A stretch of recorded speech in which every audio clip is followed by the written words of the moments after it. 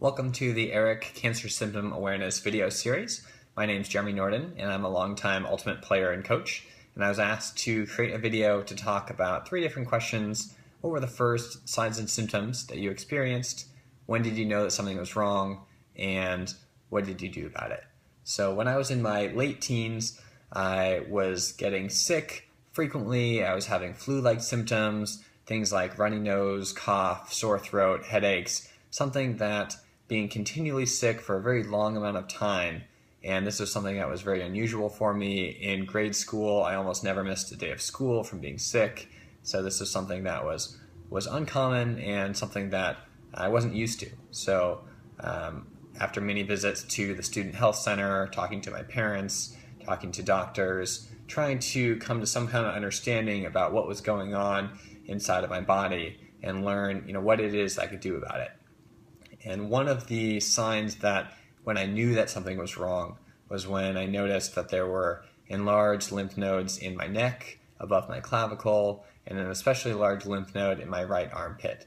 And these lymph nodes, over the course of months, were waxing and waning, which means they were getting bigger and smaller, but they were always there and always present.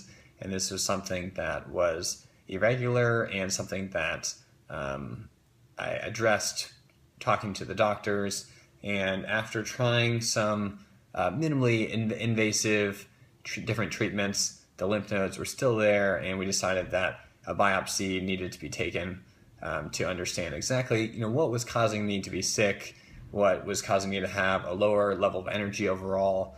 And this was especially clear athletically, where I could feel that we were in the peak of the season. I was training harder and harder, and yet every week that my endurance was slipping and getting worse and worse. So it's clearly something that was, again, abnormal, and was able to speak up and talk to teammates about it. But it really wasn't until we got the biopsy back that it was clear that this was diffuse large, non-Hodgkin's diffuse large B-cell lymphoma, which was causing the enlarged lymph nodes and causing my body to reduce the amount of red blood cells and a whole host of other problems internally.